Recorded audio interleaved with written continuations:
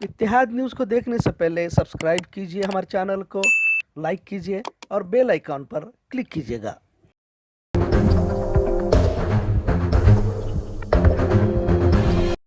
इस देश में कानून का राज तो लगता है कि अब पूरी तरह खत्म हो चुका है, क्योंकि एक समुदाय, और मैं बहुत जिम्मेदारी के साथ ये बात कह रही हूं, जो समुदाय बहुमत में है, हिंदू धर्म के लोग, शायद कुछ भी कहकर बच सकते हैं, निकल सकते हैं, उनके खिलाफ कभी कोई कार्रवाई नहीं होगी। खुलेआम दूसरे धर्म के लोगों के लिए नरसंहार का आह्वान कर सकते हैं, लेकिन उनके खिलाफ कोई कार्रवाई नहीं होगी, क्योंकि ये सब कुछ करने वाले कौन होंगे?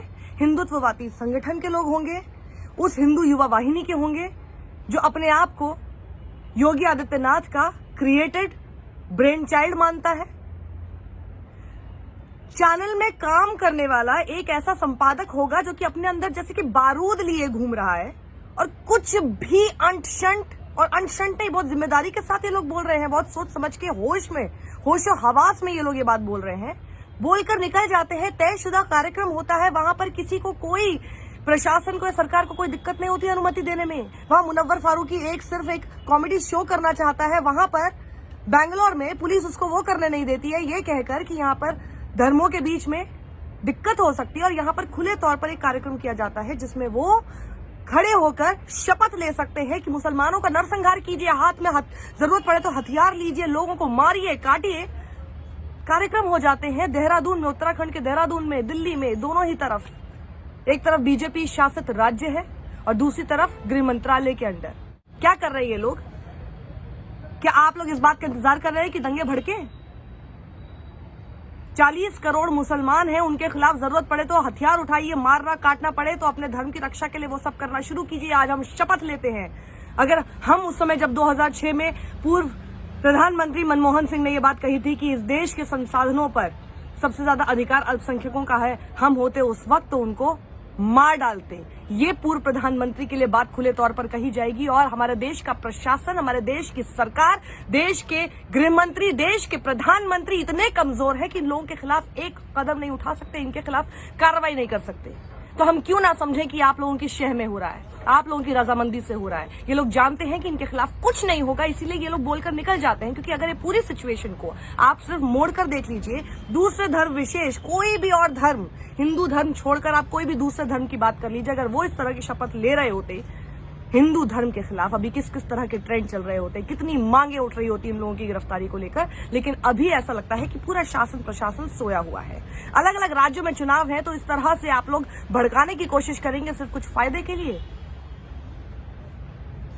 उत्तर प्रदेश में योगी आदित्यनाथ की सरकार है, वो चुप बैठे हुए हैं। यति नरसिंहानंद भी इस ऐसी महफिल में मौजूद होकर ये सब चीजें बोलता है। उसके खिलाफ तो आप लोगों ने तभी कार्रवाई नहीं की जब आप लोगों की ही पार्टी की महिलाओं के बारे में अभद्र टिप्पणियां वो कर रहा था। इतने आप लोग कमजोर हैं, और आज ये खड़े होकर खुले तौर पर एक धर्म के लोगों के लिए लगातार कह रहा है कि उनको मार दिया जाए, काट दिया जाए, नरसंहार कर लिया जाए, और आप लोग चुप बने हुए हैं, चुप बैठे हुए हैं। मैं देश की सारी मीडिया के संपादकों से आज कहना चाहती हूं कि अगर सुरेश चौहान की इस तरह की बात ऐसे कार्यक्रम में शामिल होता है, ऐसी बात करता है, ऐसी शपथ दिलाता है और खुद लेता है, और आप लोग शांत बने रहते हैं, देश के जितने प्रतिष्ठित, अपने आप को प्रतिष्ठित मानने वाले जितने मीडिया संस्थान है, जितने अखबार है, जितनी मैगजीन से जो काम कर रहे हैं, उनके संपादक, उनके सारे ओनर्स अगर आज चुप बैठे हुए, शांत बैठे हुए हैं, इसके ऊपर कोई कार्रवाई की मांग नहीं करते, इसकी निंदा, इसका खंडन नहीं करते, इस आदमी की मुखालफत नहीं करते, इसे बॉयकॉट करने की मांग नहीं करते, तो आप ये मान लीजिए कि हम ये मानकर चल रहे हैं कि आप सब लोगों की रजामंदी और आप सब लोग इस बात से सहमत हैं।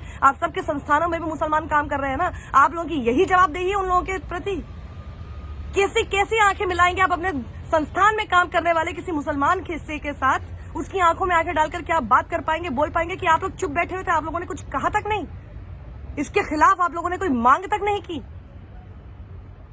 मैं बीजेपी का अश्विनी उपाध्याय, जो दिल्ली में जब एक कार्यक्रम हुआ था, जब मुल्ले काटे जाएंगे, राम राम चिल्लाएंगे, इस तरह की बातें कही जा रही थी, उसके लिए भी वो गिरफ्तार हो चुका है, लेकिन आदमी सुधरा नहीं, क्योंकि बड़ी अच्छी सख्त इसको सजा नहीं मिली ना, अच्छी सख्त धाराओं में इसको बंद नहीं किया गया। क्योंकि अगर यही अश्विनी उपाध्याय कोई असलम आफ्ताब कुछ होता तो अभी तक तो यूआईपीए के अंदर बंद होता, लेकिन क्योंकि अश्विनी उपाध्याय था तो यूं चुटकियों भर में ऐसे ही छूट गया, और कुछ इनके साथ होने नहीं वाला, वो सिर्फ आप लोगों को दिखाने के लिए उसको पकड़ लिया गया, क्योंकि इसको पता था इसके खिलाफ कुछ नहीं होगा। आप लोग कर क्या रहे हैं? क्या आप लोग चाह रहे हैं कि इस देश में दंगे भड़क जाए? सिर्फ इसलिए कि चुनाव आ रहे हैं और चुनावों में आपको जीत चाहिए हिंदू मुसलमान करके। देश की जनता के साथ क्या हो रहा है, क्योंकि उसमें अगर कोई मरता है तो सभी धर्मों के लोग मर जाते हैं। उनके बारे में कौन सोचता है? आप लोगों को सिर्फ अपनी सत्ता में बने रहना है। आप सिंपल ये बताइए कि इसके लिए, और मैं तो देश के मैं कोर्ट से पूछना चाहती हूँ, आप सब लोग छुट्टी मनाने चले गए हैं क्या क्रिसमस की, न्यू ईयर की? दिखाई नहीं दे रहा है कि देश में हो क्या रहा है? खुले तौर पर खुलेआम इस तरह के दंगे भड़काने की बातें लगातार कार्यक्रमों के जरिए एक धर्म के खिलाफ की जा रही है। आप लोगों की आंखों के सामने दिन दहाड़े सोशल मीडिया पर आपके सामने सारे वीडियोस मौजूद है, कोई कार्रवाई इनके खिलाफ नहीं हो रही। यही नरसिंहानंद, यति नरसिंहानंद, जो कि अब तो बल्कि महामंडलेश्वर बना घूम रहा है, किसने इसको ये बनाया, किसने इसको ये ताकत दी? यही सब चीजें बोल बोलकर एक धर्म के खिलाफ गंदगी बयां कर करके तो ये यहाँ तक पहुंच गया। और इसको पता है इसके खिलाफ आप लोग कुछ नहीं कर पाएंगे। ये आप लोगों को ललकार रहा है, ये किसी और को नहीं ललकार रहा है। ये आप लोगों की आंखों में आंखें डालकर नरेंद्र मोदी, अमित शाह आपकी आंखों में आंखें डालकर ये बोल रहा है कि हिम्मत है तो मुझे छू कर दिखाओ। बहुत मजबूत प्रधानमंत्री बनते हैं आप, 56 इंची सीना लेकर आप घूमते हैं। आपके अंदर हिम्मत है तो हमें पकड़ के दिखाइए। तो मैं उन लोगों से पूछना चाहती हूँ जिनको इस बात से आपत्ति थी कि मनमोहन सिंह ने 2006 में संसद में ये बात कही कि इस देश के संसाधनों पर अल्पसंख्यकों का अधिकार है। आपको अगर इस बात से आपत्ति है तो आपको आपत्ति सिर्फ इस बात से नहीं होनी चाहिए कि आई थिंक कि बराबरी का अधिकार होना चाहिए, राइट? तो बराबरी के अधिकार में आप ये करेंगे कि उल्ले काटे जाए, राम राम चिल्लाएंगे? बराबरी के अधिकार की मांग करते हुए आप ये कहेंगे कि नरसंहार कर दो मुसलमानों के खिलाफ? ये कौन सी बराबरी है फिर? आप कैसे किसी भी उस आदमी से अलग हुए जो धर्म के नाम पर कट्टरता यहाँ पर फैलाता है? आप कैसे तालिबान से अगेंस्ट हो गए? आप कैसे तालिबान से अलग हो गए? ये सारे हिंदुत्ववादी, sorry, I am a Hindu and I am proud to not be a हिंदुत्ववादी। आपका हिंदूवादी और हिंदुत्ववादी ये जो आपने एक परिभाषा गढ़ी है वो मैं नहीं होंगी।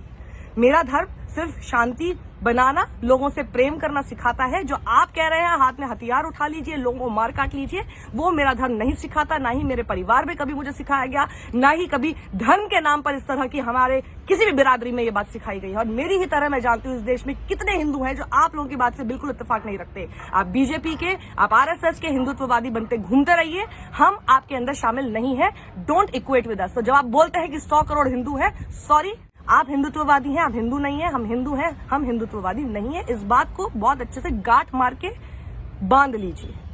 और जो तुम 100 करोड़ हिंदू करके उनकी आड़ में करने को कहते हो, हमको पता है कि तुम्हारे जो हॉल में कुछ चंद ऐसे नफरती लोग बैठे हुए हैं जिनके परिवार में कभी आज तक उनको कभी प्रेम ही नहीं सिखाया गया है, जिनको कभी प्रेम मिला ही नहीं है। वही सिर्फ चंद लोग हैं जिनको तुम लोग से बरगला सकते हो। इस देश का हिंदू नहीं भड़केगा, क्योंकि इस देश का हिंदू हिंदू है, बीजेपी का हिंदू नहीं है।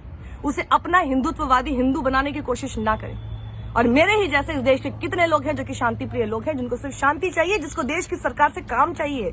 रोजगार दे नहीं पाते हो, महंगाई पे तुम बात नहीं करना चाहते हो, पेट्रोल डीजल के दाम बढ़ते जा रहे हैं, सरसों का तेल कितना महंगा, गरीब से जाकर पूछो जिसके घर में चूल्हा जलाने के लिए कुछ नहीं है, गैस का सिलेंडर फ्री में बांट दिया, उसके पास गैस डालने को उसके अंदर नहीं है, पैसा नहीं है, वो सारी बातें पीछे हो जाए। इस वजह से सारी चीजें करनी है आपको। ये बात बहुत अच्छे से लोग समझते हैं, इस देश का युवा ये बहुत अच्छे से समझता है, इसलिए बरगलाने की कोशिश मत कीजिए। और इनके खिलाफ कार्रवाई इसीलिए नहीं होती है क्योंकि ये लोग इस तरह की बातें करते रहे, इस तरह का एक प्रोपेगेंडा आप लोगों के सामने नैरेटिव बिल्डिंग होती रहे, और फिर मदद किसको होगी ये सब जानते हैं। इस देश का हर नागरिक जो वोट करता है वो इतना समझदार है कि कौन सी चीज कहां पर हो रही है, जिसकी वजह से किस पार्टी को उसका फायदा हो रहा है। इसलिए आप देश को ना और देश की जनता को मूर्ख बनाना बंद कर दीजिए।